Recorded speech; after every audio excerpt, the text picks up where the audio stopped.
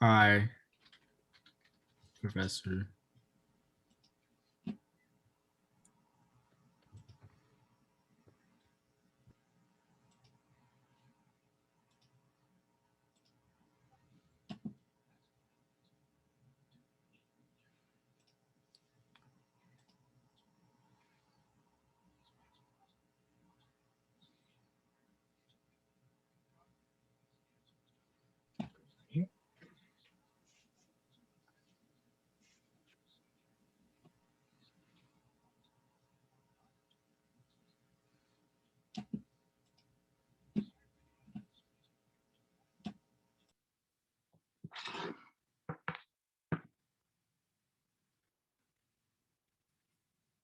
Hello, good afternoon, everybody.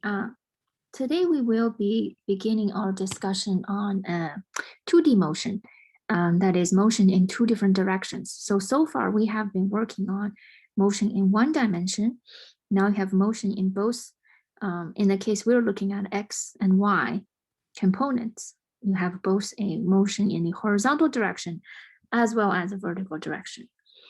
So by looking at some of the comments online, we actually did our pre-lecture last week because of the how the chapters are set up. Sometimes we have to space them out a little bit. So he actually did it this one last week. So there's some common questions regarding vectors and the superpositions. How do they add up? And I agree with you for 2D motions. Knowing how to break up the vectors and how to add them up is the important part. Also regarding the applying different formulas, some of you have asked, they wish to know what kind of formulas would be needed on the exams. So 1D motion, I have told you about 3 different formulas and I showed you how to derive them. And hopefully we'll be able to make that clear for the 2D motion as well. And also the ships, the checkpoint question seems to be the most difficult one. We'll make sure we cover that in class. Professor, I have a question. Yes. Are like the survey questions that how you do like throughout the class, are those graded? Like do those go against our grade if we get them wrong? You mean in-class questions? Or Yeah, the one online where you questions? click the clicker ones. No, those are, I actually have no records of what you voted. It's just a way for you to sort of put in your input in class, and it's not Got, graded. got it. And I thought the pre-lecture was due I thought like 12 p.m. was like later on today, like not at like in the afternoon. So like I misread it. Like, do you still get half like any credit if we turned it in late? Because I finished the pre-lecture to be just before class started. I think I have to check. You have to email me. I have to check your grade book to see. I think whatever you finish, you will get credit for. Got it. Um, Because like the bars are red. I just want to make sure I turned it in. Okay, all right. You can confirm it with me later. Thank you, Professor. Um, I believe checkpoint questions are graded based on your participation. But again, you're welcome to check with me. I can tell you what your pre-lecture checkpoint questions are for the past 2, so you can make sure that you get the credit. The slides with the annotation, okay, so I post my slides. What I'm writing here is what I used to write on paper. So I usually write my slides. I upload my slides, that is the scan of the paper. I think that's just more cleaner. It's the same content. So what I'm writing here on the screen is just a different version of what I wrote on paper, which will be uploaded. Then you can always check the videos if you want the writing. If you find there are a lot of information you wanted that's not in my uploaded ones, you're welcome to check back with me. Professor, I have a question about the pre-assessment because like I checked my grade, like it's extra credit, right? Like it's not going against our grade. Yeah, that is extra credit. Yeah. Okay, because like in my grade book it shows I have a F, so like I just wanted to make sure. Okay. And there are 2 more questions about the pre-lecture and the checkpoint. I'll have to get back to you individually. So Nicole and Fabian. So I'll have to get back to you later. Okay. After class. So I'll make sure I read your comment and I'll make sure to address that. So we have to get back to our class. First of all, let's look at this particular question. I just want to give you sort of let you predict what's going to happen, and then we will look at a video for a demo, and then to see if that is the case. So in this case, you have a train car that is moving along in the horizontal direction. You're standing on the train, and you throw a ball upward, and where would the ball land? So let you vote on this. Just a gut reaction, just intuition. You don't have to think too much about this.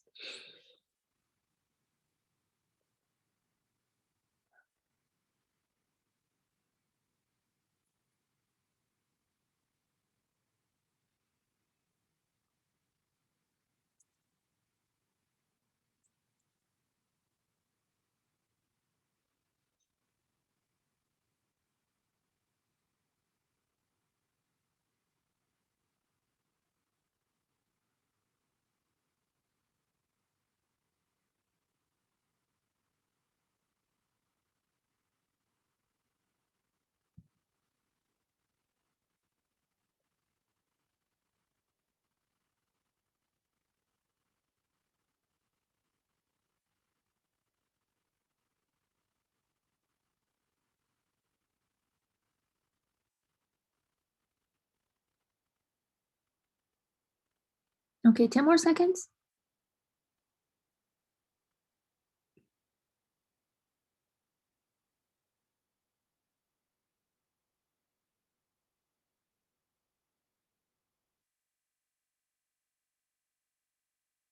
Okay, let's take a look. I'm going to go ahead and close the poll.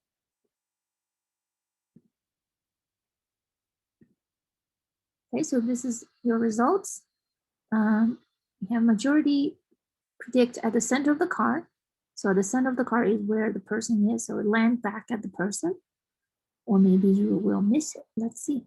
So here I'm going to show you a demo to see. It's not really a person throwing, but we build a device to show the situation. Sorry.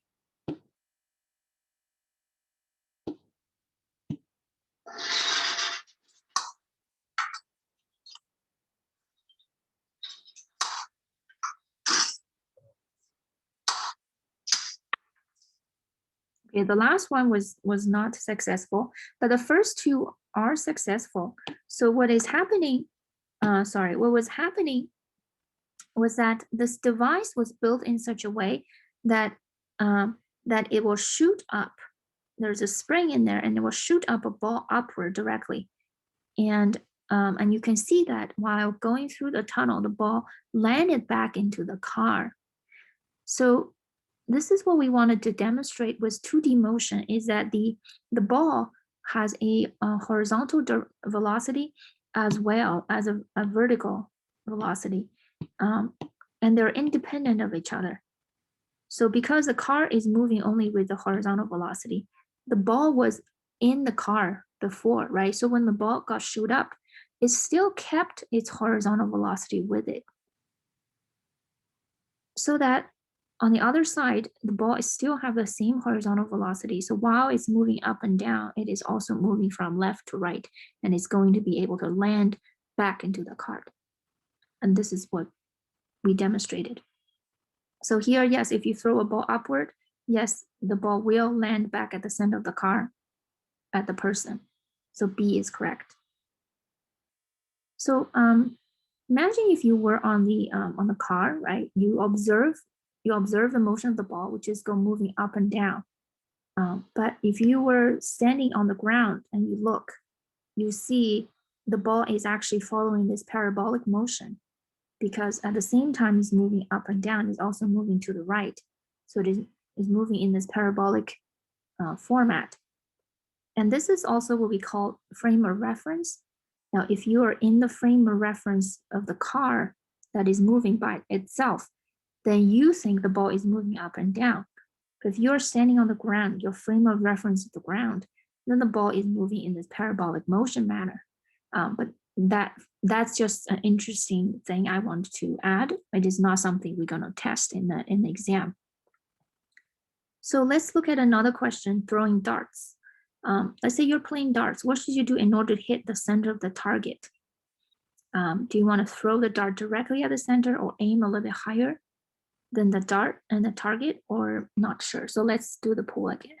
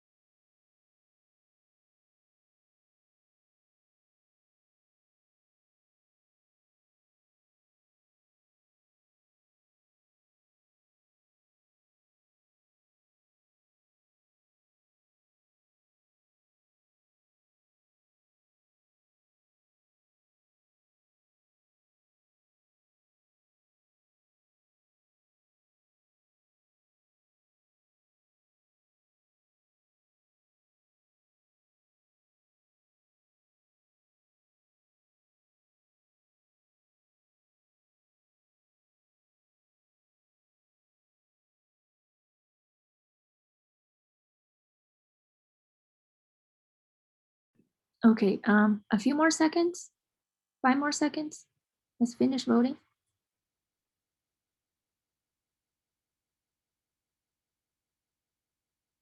Okay, I'm going to close the poll. So this is our results. And that's very good. B is indeed the correct answer based on experience that you always want to aim a little bit higher because you know due to gravity your dart will fall, right? So you want to be able to land at the target at the end of the side of the range. So B is correct. So you can see that if you were to analyze the motion of the dart, you have the horizontal motion. At the same time, you have the vertical motion. So what kind of motion is in the vertical direction? What do we call that?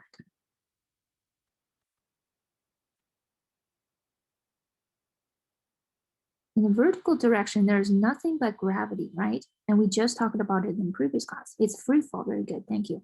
It's a free fall motion. So we wanna look at the motion X and Y's independently. So you can see this is normally how a target is shot. You look through this, you want to make sure aim directly at the dart, but in real life, your bullet actually shoots up a little and then landed back down. There is a tiny fall due to gravity. And eventually we calculated this to make sure that we're still able to hit the target. Now let's look at another question. It's called monkey troubles. And this one, I would like you to discuss in groups and then come back to vote this. Let's say you're a vet trying to shoot a monkey tranquilizer at a monkey, but the monkey, as soon as it sees you and let go of the branch, hoping that, you know, it will not hit him. So what happens? Do you think it will still hit the monkey or would it miss the monkey? So last one, I'll let you make sure you take a screenshot of the question before you go to your breakout rooms. Okay. You have a minute, take a minute, about a minute or two to look at this question.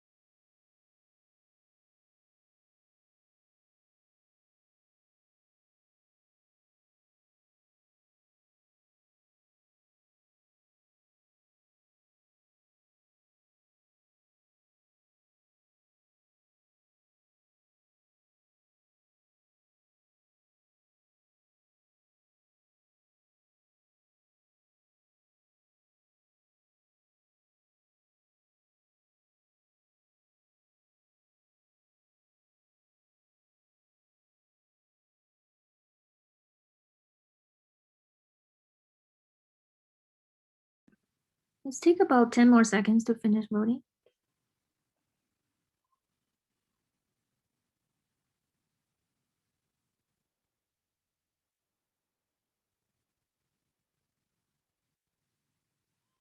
Okay, I'm gonna go ahead and end the poll and then let's take a look at our results. So this is our prediction. Some of you think that if the velocity is large enough, maybe we'll hit the monkey. And some of you think that it will miss the monkey, and some of you think it maybe will hit regardless.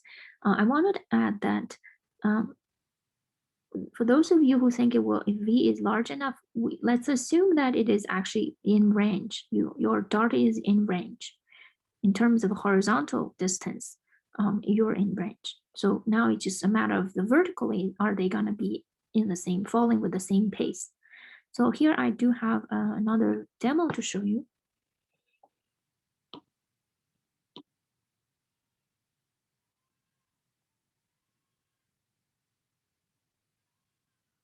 I don't know why that one didn't open. Yes.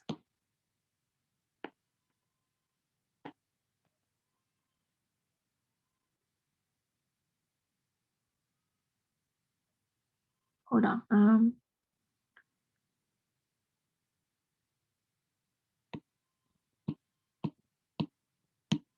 Okay, this one doesn't, the audio doesn't come out. Let me find another one.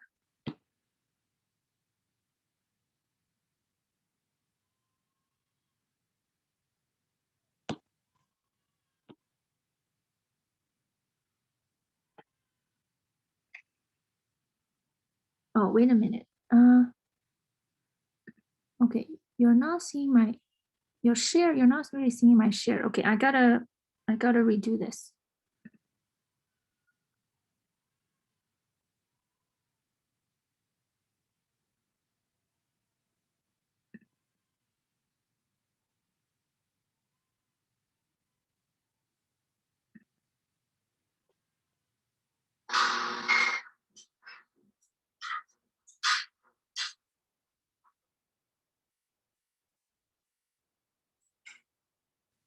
So there's a device that as soon as the ball is shot, the electromagnetic sensor over here will release the monkey.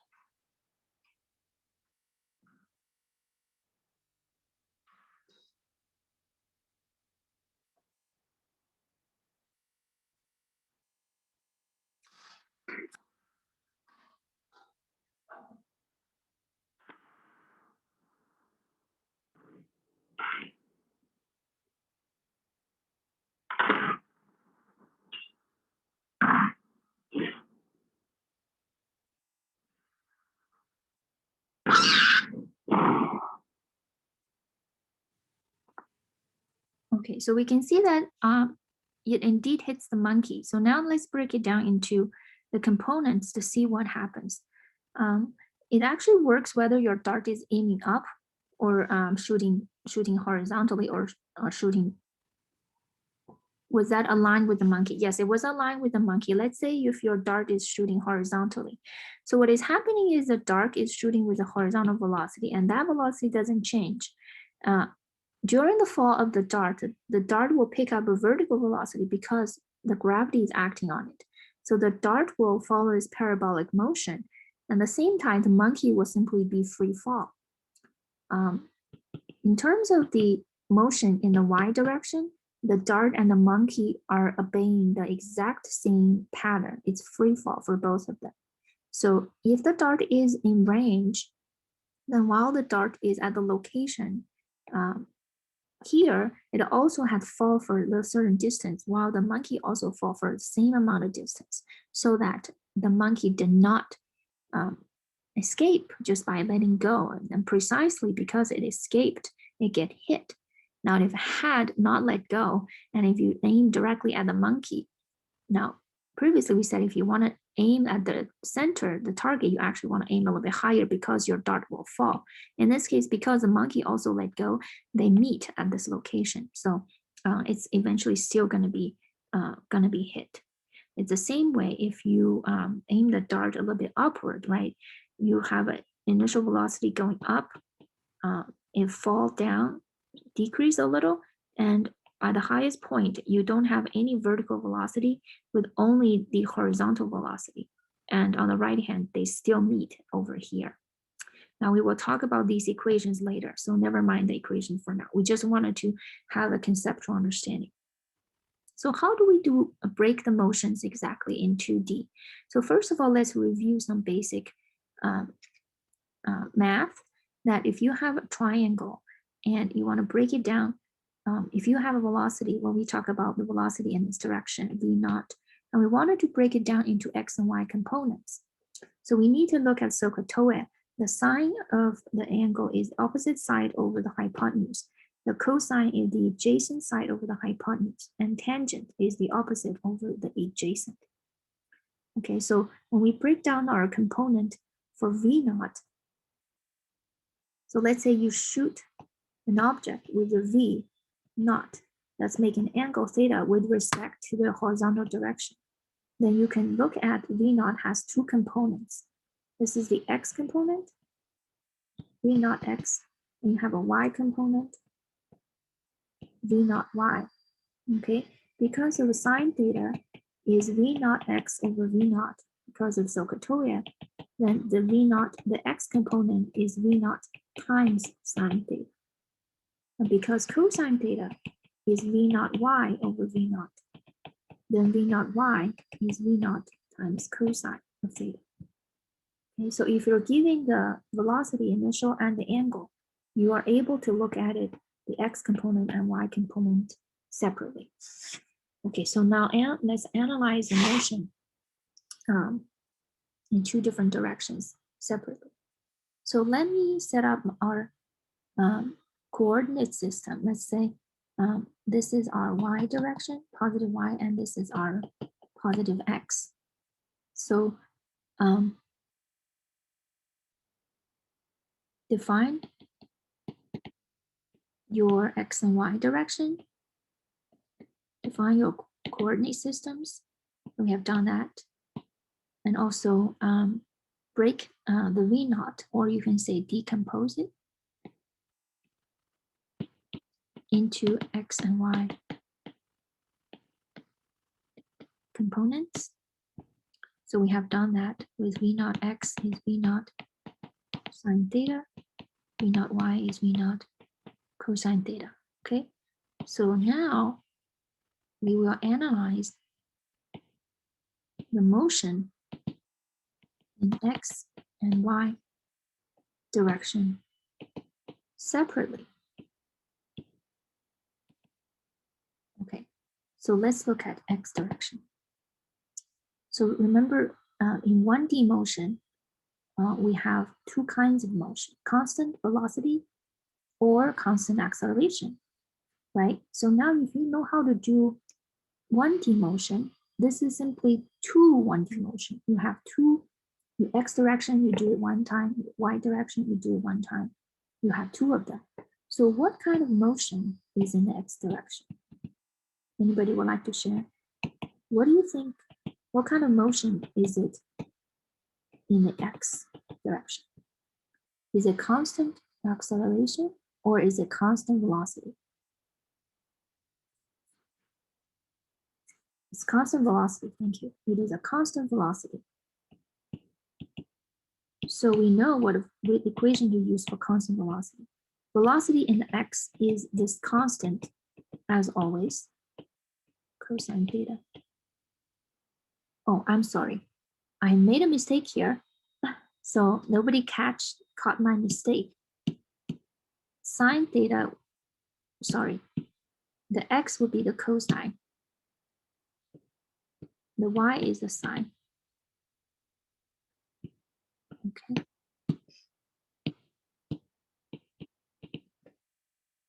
right here. Okay?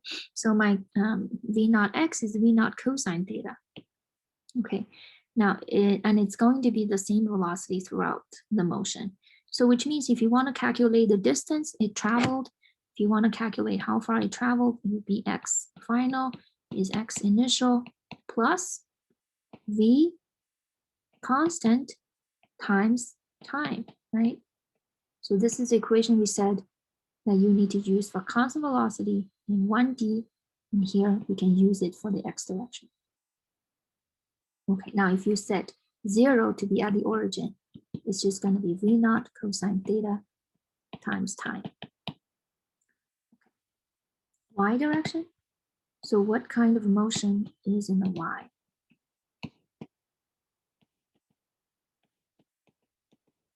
So what kind of motion do you think is in the y? It's a free fall or slash constant acceleration. Excellent. It is a free fall with a constant acceleration going downward. A is negative g. Okay. All right. So there are two equations, or sometimes you have a third equation that doesn't have the time in it. So those two equations are useful. So v y is v initial in y plus, now remember, I'm going to recall those two equations, okay? Recall those two equations are v equals v naught plus at, x equals x naught plus v naught t plus 1/2 at squared. Okay, so this is from my 1D motion. Use it in the y direction. A is negative g. Okay, same delta t, same time. Now you can do delta t, you can do t. It doesn't matter. It's just the amount of time it takes. It's in the y direction, therefore I'm gonna say it's the y. Okay, final equals y initial. Now v naught is in the y direction, so all of this should be v naught y. V naught y t minus 1/2 g t squared. Okay, so it's the same equation. Even though I changed to y, it's still representing position. Now position is just a variable. If it's in the x, then use x. If it's in the y, you use. So you can see that we haven't really learned anything new physics-wise. It's still either a constant velocity motion or it is a constant acceleration kind of motion, right? You have learned how to do those. So all you need to do is apply those equations in two different directions separately. Okay.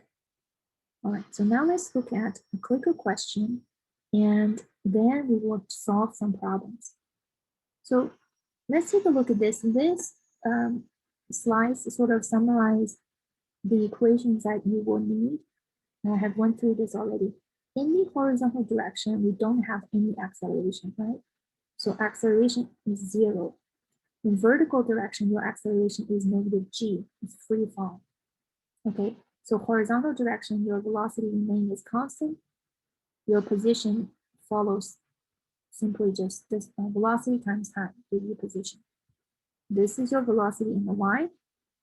This is your position in y. Okay. These equations are not new.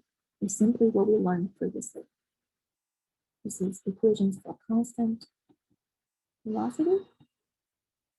This is equations for constant acceleration. So now let's look at this clicker question. And I believe it's very similar to one of the checkpoint questions you have. So now you have two different balls. One of them is rolled off edge of the table. So rolling off, so you have a velocity rolling off. This one, you simply let go, drop it. Now, which one will hit the floor first? I'm gonna go ahead and let you discuss this. And afterwards, I'll bring it back. Take about a minute for this one, okay?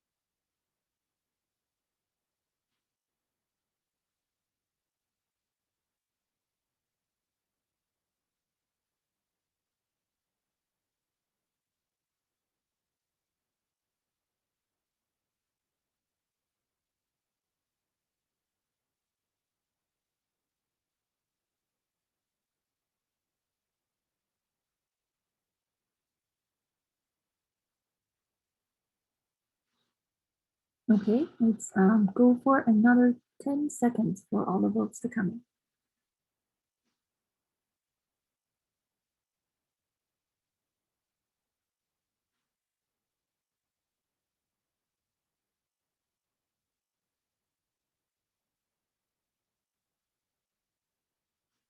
Okay, I'm gonna go ahead and end this. End the poll. So here are our results. Seems like we are in a lot of agreement for choosing. They will both hit at the same time. And let's take a look at this. So which ball hit the ground first? Now you can see that for this one, the first one, it's really just a free fall motion, right? For this one is free fall. To find out how much time it takes, you simply could use the distance. Y final is Y initial plus V naught T plus, now if you do this one is positive direction, it's 1/2 T squared. You can do that, and this could be, you can set this to be 0. This is 0 because it's released from rest, and you can find out how much time it takes. And for the second one, we have talked about that it's nothing different in the vertical direction. In the x direction, it's a constant velocity. In the y direction, it's also free fall. Nothing different from y. So they will behave exactly the same in the y direction. And because they're released from the same height, this is 1 meters, they're gonna hit at the same time. So C is correct answer. Very good. So now let's actually solve this problem in a little more detail. Okay. So a free fall motion, how do you solve the problems? How do you apply the equation? Now, for example, I'm asking this question. What is the velocity of the blue ball rolling off the table, given these information? Okay, so first of all, what we do in solving physics problems is draw a picture. So we already have a picture. We can label the quantities and put the known quantities and the unknown quantities on. So let's label these quantities. I'm going to just go ahead and define this is as my origin.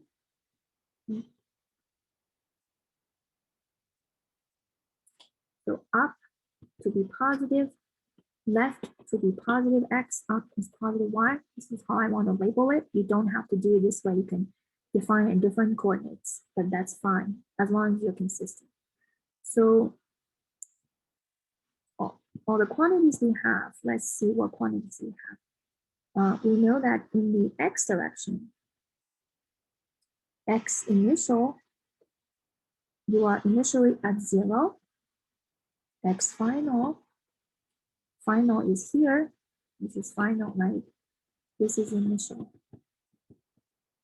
Final, you're at 0.8 meters away. So x final is 0.8 meters. So this is given. Y. So y is initial. Y initial is how much? So initially you're here at a certain height. So y initial is 1 meter.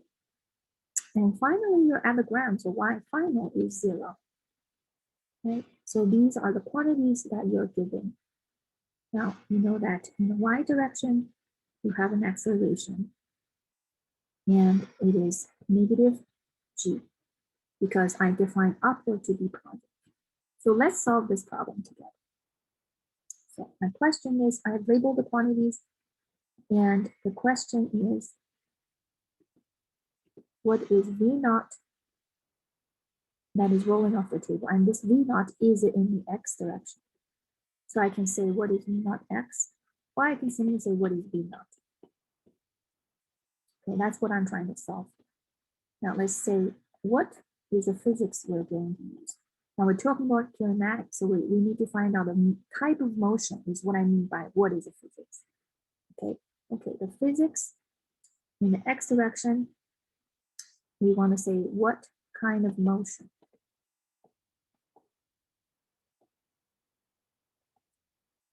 And you know it's constant acceleration, right?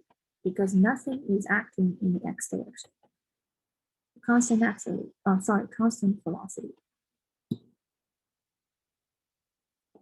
Constant velocity, v naught x. Okay. So what now to find out the time, the velocity of the ball, we can see, okay, we know some information about x final. So x final is x initial plus v naught x times t. This is the equation for constant velocity. This is given. This is given. This is what we try to solve for. You can see we just need to find out t, and we can find the v naught, which is what the question is asking us. Okay, so we have got to this step. Okay, we know what is going on in x. What about y? Y, what kind of motion? Now, it is free fall. It is a constant acceleration a equals -g. Okay, so what kind of equation do you think we should use in the y direction? I'm going to write out all the equations you have, okay? You have the y final is the y initial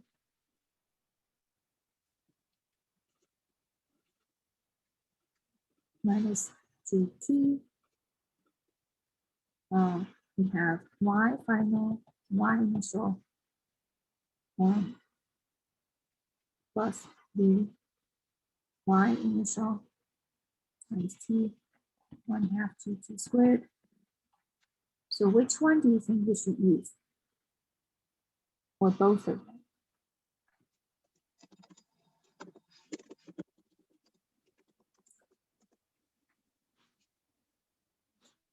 The bottom one. Yes, that is correct. Very good.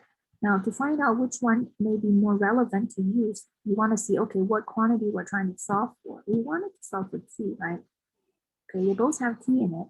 And you also want to see which quantities are given. Now we're given information about y initial. So this one seems to be more relevant. So we're going to use this equation. Okay. Now y initial is 1 meter. Y final is 0 meter because you are at the ground. Initial is 1 meter. Now initial velocity in the y direction. So this means, let's interpret this. This is initial velocity, but now we're talking about the y direction. So initial velocity in y direction. Do we know that quantity? Do we know vy naught? Do we know the initial velocity in the y direction? If so, what is it?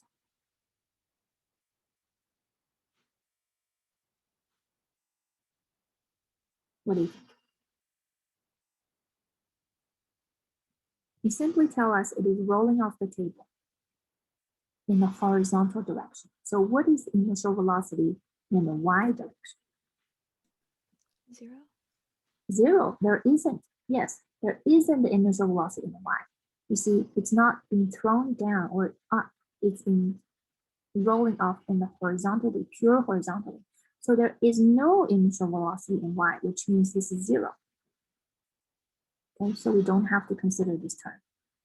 Okay, and it is 1/2 9.8 meters per second squared times time squared. Okay, this will give you time equals about 1/2 second, 0.45 seconds. Okay, and then plug it back in here. We get v naught y is 0.8 meters over 0.45 seconds, which is 1.78 meters per second. So to answer our question, the ball rolling off the table with 1.78 meters per second. So that's our answer. Okay, so you can see that the approach we took is very similar to how we did with the motion in 1D. You draw a picture to visualize the situation. You label the quantities according to the choice of your coordinates, whether something is positive or negative. And you find out what physics is applicable. In this case, you have two different directions. Look at them separately, one by one, and you can solve your equation. Okay, now I want to also go back to this pre-lecture question you have already responded. We have, again, there is a red ball that's been thrown upward in a vertical direction. Okay, we have a blue one that's been thrown with the velocity twice as much of the velocity 2v at an angle of 30 degrees. Now, which one of them will go higher? You can see we wanted to be able to translate this language into the physics quantities, right? So which ball will go higher? How high it goes is asking about position, right? It's not asking about velocity. It's asking you about a position quantity. And is it asking you about y position? Or is it asking you about the x position? Which one?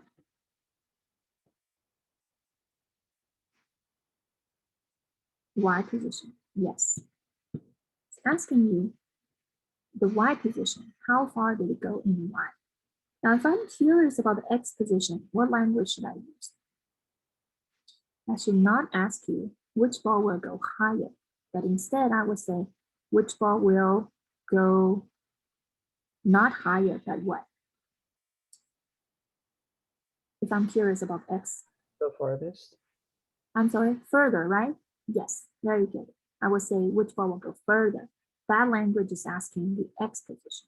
Okay, so knowing these, you can see we're able to connect these abstract qualities with the data language, so we are able to understand the question. Okay, here we're curious about which ball will go higher, the x or the y position. Okay.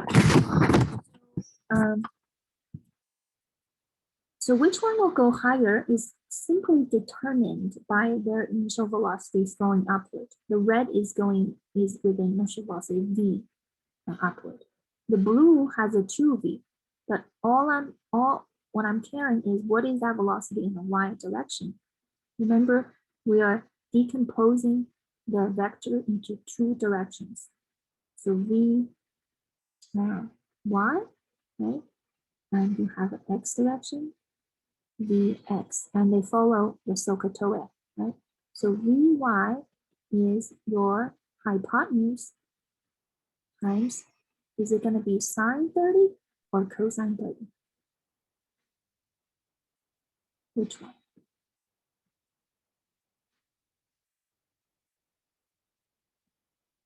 Sine 30. Sine 30, very good. Because sine 30 is the opposite side, which is vy, over hypotenuse, which is 2v. So vy is 2v sine 30. Now sine 30 happens to be 1/2. So vy is v. So vy is v. So you can see the red has a vertical velocity v. The blue also has a vertical velocity v. Now, of course, they're going to behave the same way in terms of how high they travel. They will travel the same maximum height for both of them. So this is a correct answer. Okay.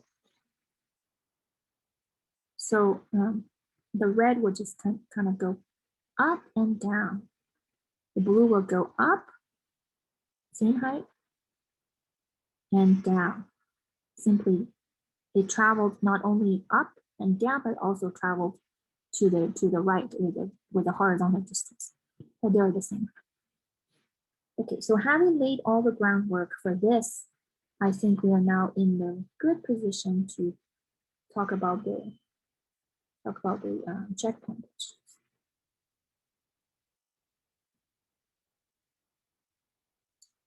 So here is the question, one of them. Let's say there are two shells are fired with the same initial speed.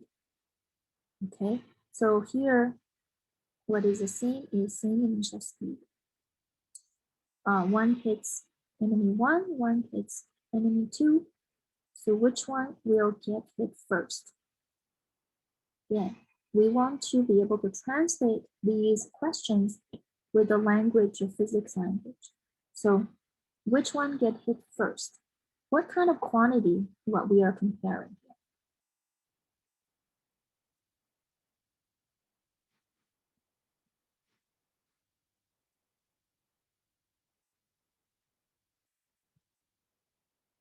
Are we caring about the x position, y position, or velocity, or do we care about the time?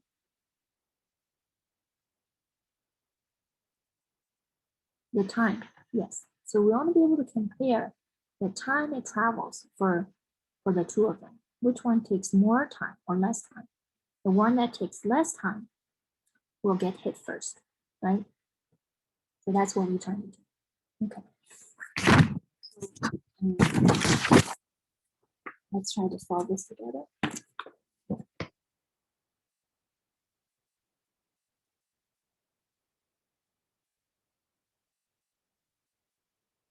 Before we actually solve it, I want to give some possible reasoning that supports different choices. So if you chose enemy 1, this might be the argument. They are traveling at the same speed, but the enemy 1 trajectory is shorter, so it's closer. So maybe it takes less time. B says both of them are accelerating toward the ground at the same rate, but the shot fired at enemy 2 did not go as high. So it doesn't go as high, it will take less time. So therefore, B supports choice, this one supports choice B. C set argues we're given the two missiles are fired at the same speed, two shells, sorry, fired at the same speed, so they should get hit at the same time. Each of them seems to be reasonable, right? Also have some reason to it. So how, there seems so many different variables here. How do we compare? Okay, so now let's try to label our quantities and solve this problem. So I'm going to say, draw a picture. Okay, the picture is already kind of drawn, and I want to label my quantities. I'm going to say upward is positive y, to the right is positive x.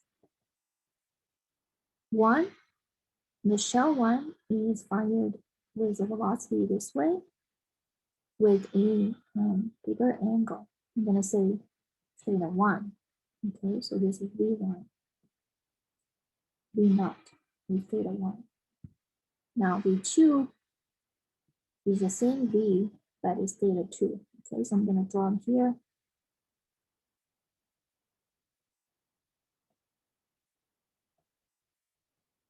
So I label them as both V0 because it's telling me they're shot with the same initial speed. So they both are theta. They both are V0. The difference is one is theta 1, one is theta 2. Okay. All right. So I want to be able to find how much time it takes. Just want to let you know that this is purely symmetric. So I can just calculate the half of it and then double it. That's get the total time. The same thing here.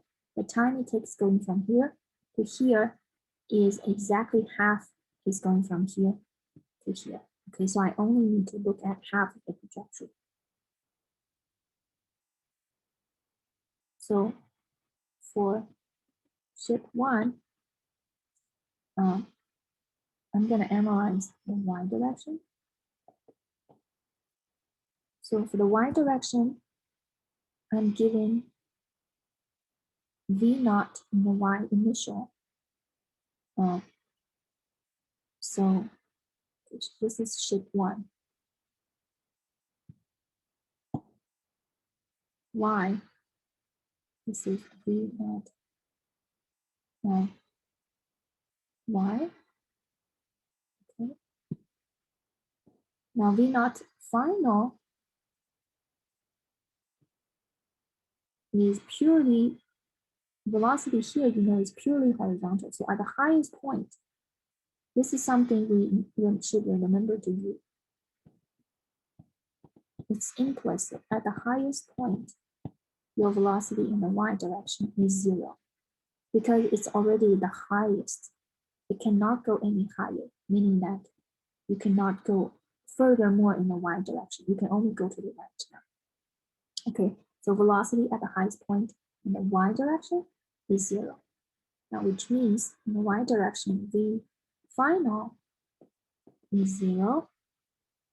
The initial is given as in v naught times sine theta. Okay, the y component corresponds to sine theta. Okay, so let's use this equation to solve for the time. So the time it takes for, so I'm drawing the trajectory here. The time it takes for the ship one to go from here to the highest point, I'm going to say that's T1,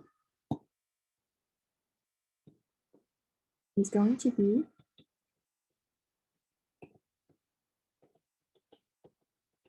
V naught sine theta divided by G. Okay. So this is for V1. Likewise,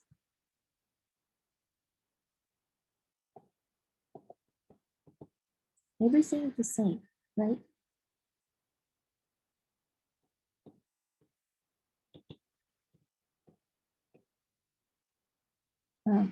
So this is ship 2. Now, when you have too many different variables, you want to differentiate. For example, if you say 2 here might be getting too complicated, you could consider adding a prime on it, just showing you it's for a different ship. The initial is V naught sine theta 2. Okay. This one has a different initial velocity and is going in a different trajectory. Okay, so this is V naught. Okay, sorry. This is equation V final equals V initial minus GT2, and final is 0. So we get 0 equals V naught sine theta 2 minus GT2. We're solving for the time for the ship 2. So the time it takes for ship 2 is V naught sine theta 2 over G. Okay, so what I'm comparing is T1 and T2. Which one takes less time? Okay, so I know that theta 1 is larger than theta 2. So how does sine theta 1 and sine theta 2 compares? Which one is larger? What do you think? Sine theta 1 is larger or sine theta 2 is larger?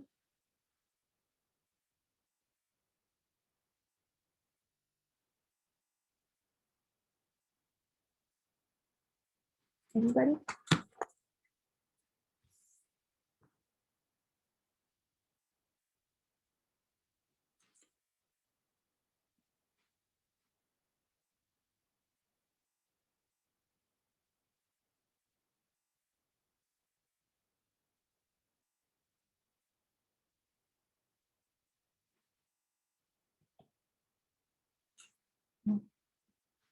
Sine theta 1 is larger. Thank you.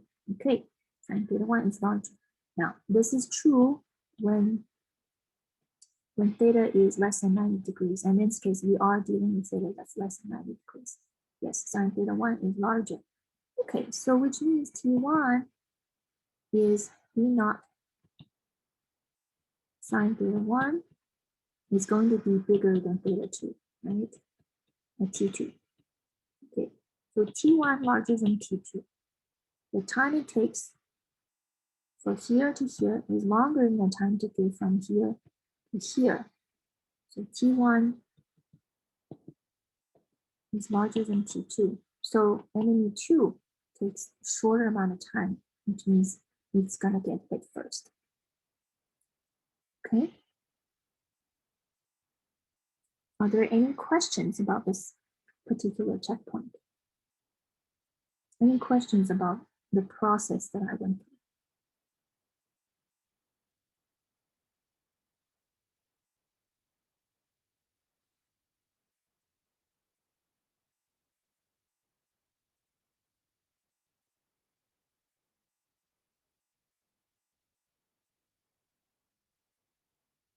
Any questions?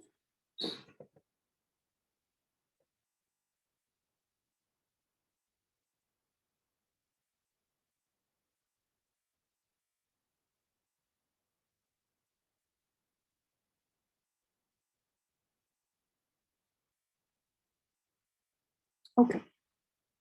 There are no questions. Let's move on to the second checkpoint question. This time, they are shot with different initial speeds. Okay, so here is V naught 1, and this one is V naught 2. They're different. And the range is still different, but they seem to have the same height. This one has the same height as this one. Now it's asking which one gets hit first. Now one might argue enemy one gets hit first because it seems like it traveled shorter distance. Or you might argue that they both get hit at the same time because they seem to travel the same height in the y direction, right? So which one is it? Again, we have to compare the time it takes to hit.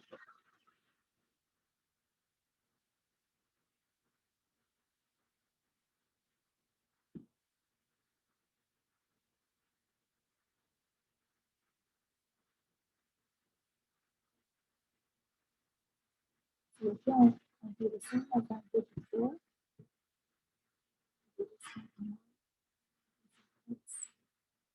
And have the same height.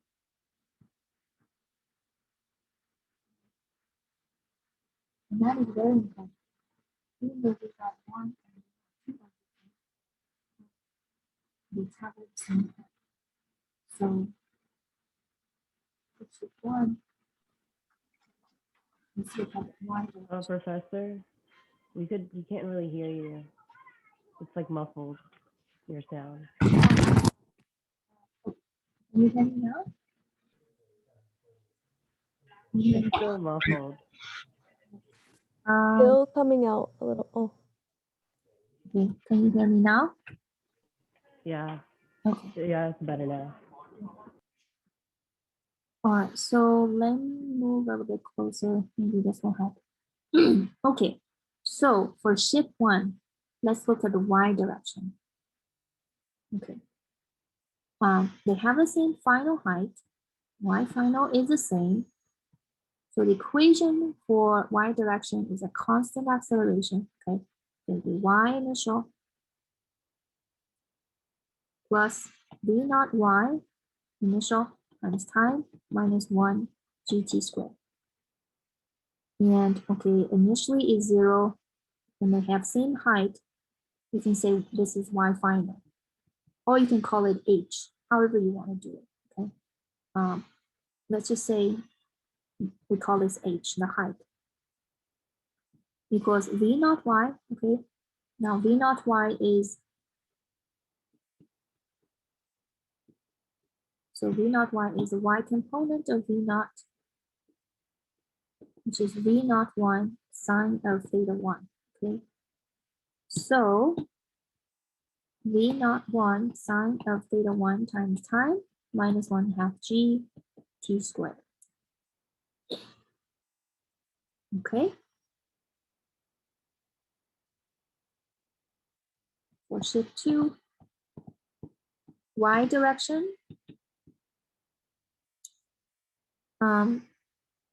they have the same height, so it follows the velocity is different, angle is different, times time, gt squared. Okay, so you can see, I know if they have the same height, that's why I started out with this equation. And then by looking at this, it still seems inconclusive at this point. Okay, this one and this one are different. Theta 1 and theta 2 are different. So I still don't know really what's happening with T1 and T2.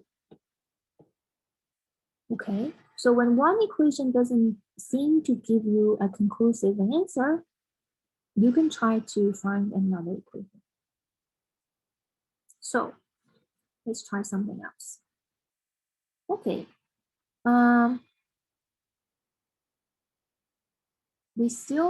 What we can also do is we can look at the velocity time.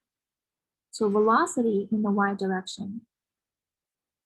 So the final velocity is 0. Initial velocity is v1 naught sine theta 1. So which means final velocity is 0. Initial velocity is v1 sine theta 1 minus gt1. Okay, so this tells me t1 is v01 sine theta 1 over g.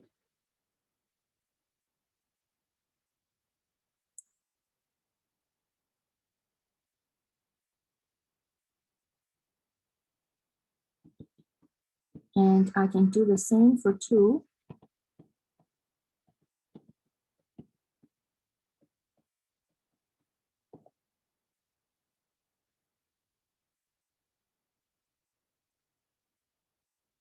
It doesn't seem like I get any more new information than I had before. Okay, so at this point, you might wonder, what do I do? All right, so now let's take a different sort of thinking process. This first half seems to be a little more tricky, but didn't we just say the time it takes for it to go from here to here is the same for the time to go from here to here? So let me focus on the second half of the trajectory, the fall. From here to here, from here to here, we don't have to deal with the initial velocity. So what does the position graph look like?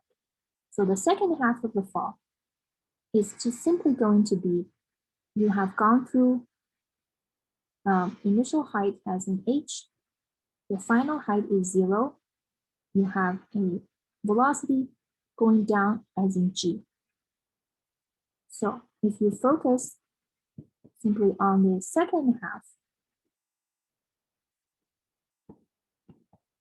of the trajectory,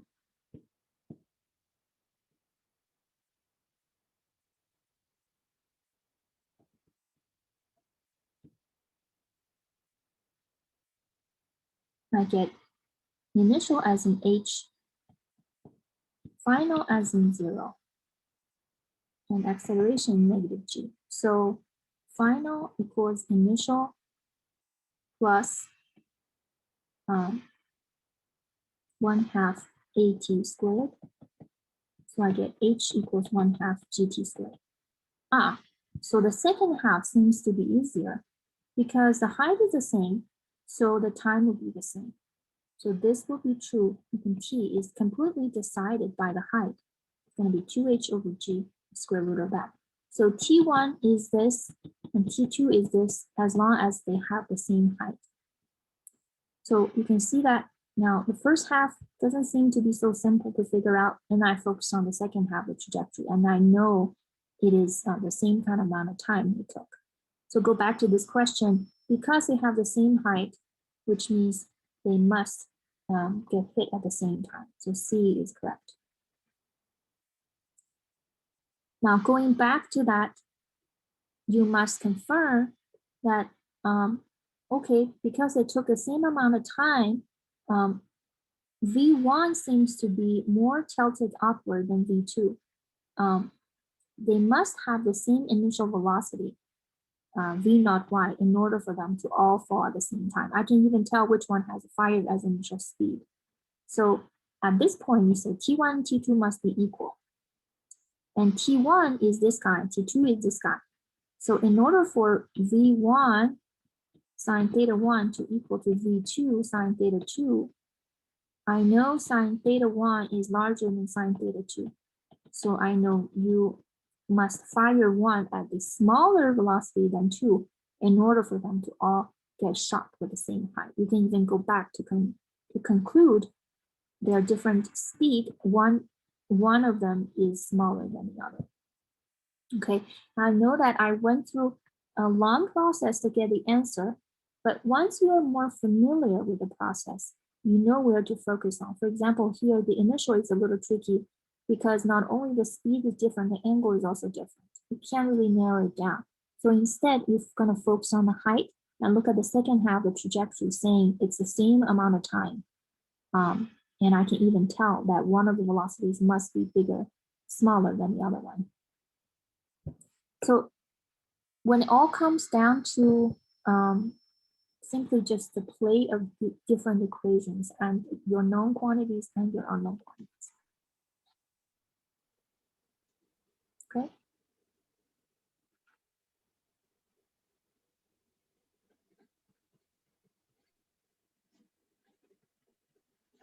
All right. So are there any questions about this checkpoint question?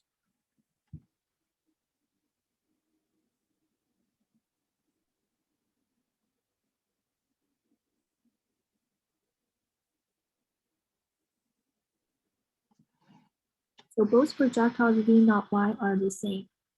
Yes, for both projectiles, the initial velocity in the y direction must be the same for them to have the same height. Yes. But the initial velocity is not the same. It's just the y component of it must be the same. Are there any other questions?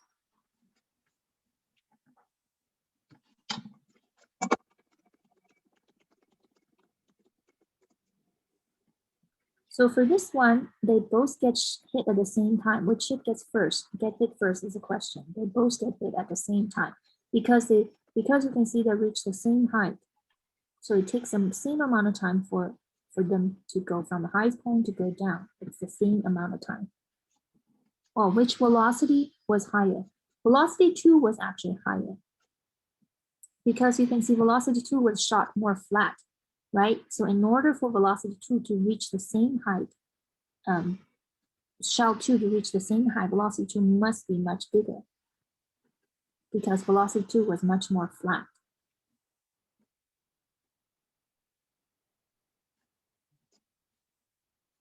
All right, thank you all for the question. So this is all for today. We're doing the 2D kinematics. Hopefully I answered some of the concerns you're having previously regarding which equations to use. Break it down into two components and you can treat each of them as either a constant velocity or a constant acceleration. And that is something you have already learned. Playing with the variables, just slow down, be a little careful in your quantities, which one you want to solve for. Okay, so in terms of physics, we didn't really do anything new. We just learned how to break down motions in two different directions and to look at them separately. Okay, all right, so this is all for today. And I know some of you wanted to check for the checkpoint question. I'm not gonna answer the question here, but I will check back in your text message in the chat here and I'll respond to you in the email, okay? All right. Thank you, Nicole and Fabian. I will read the chat later. Thank you.